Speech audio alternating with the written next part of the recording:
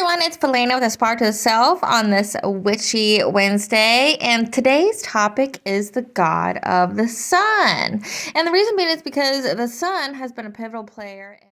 In our astrological scope, we had the sun in Aries on March 20th. Remember, that is the spring equinox, which is a balance of day and night. And forward looking, we have a hybrid solar eclipse in Aries that will occur on April 19th. Now, anytime the sun is present in our astrological events, it represents spirit, identity, potential, and purpose. It moves through each 12 signs in its cycle. Notable energy of the sun in mythology as well as different cultures. As you will notice, a majority of my Witchy Wednesdays that cover a god, you will notice the theme that the same beings are being represented in these mythological stories. However, they just have different names. The themes are the same, and they're retelling this similar stories. So in different cultures, the god of the sun, in the stories, they always have a twin or sibling or spouse of the moon goddess. The parentage is divine, however, secretive or alliance-based. The god of the sun drives a chariot. He can grant prophetic sight. He is the god of light. He is literally the link between gods and man, heaven and earth. God of truth, logic, and law, and master of many skills. Some examples of names of the god of the sun would be Apollo, Lu, Yuli, Lugus, Luyayifs, and Huyi. In Celtic mythology, we have Lu, who is the god of oaths, truths. He's master of many skills. He's a warrior, a shapeshifter. His mother was a Fomorian, and his father was Tuatha De Danann. He ends up being king of the Tuatha. However, he gets injured and they dethrone him. He's also the god of luck, and he also has the ability to cross the veil and to appear in our dreams to deliver messages. Somewhat similar are the gods called Lugus, which is the Gaulish version, and Lulog which is Welsh depiction.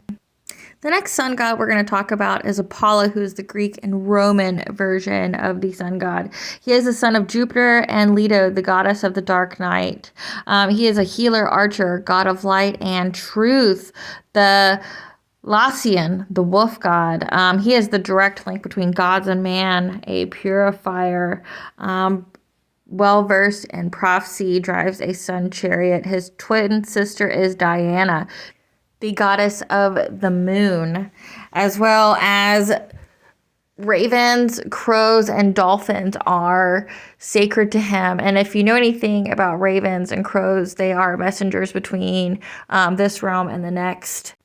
The story that I'm going to read for you today is the story of Coronis, and that is because that, the ravens are the symbols and messengers for Apollo. However, Mercury here is about to go retrograde on the 21st. So Mercury moves backward 3 weeks at a time, 3 to 4 times per year.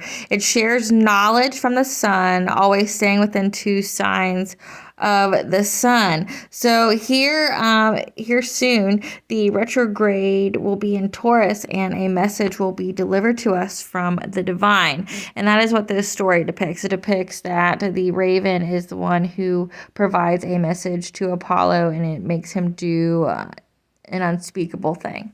Okay, so this is from the Classical Mythology book by Helen A. Guerber. Read to you by Helena. Apollo, having attained manhood, could not avoid the usual lot of the gods as well as of mortal men, the pangs of love. They were first inspired by Coronis, a fair maiden who kindled within his breast an ardent flame. The sun god wooed the girl warmly and persistently, and at length had the deep satisfaction of seeing his affections returned.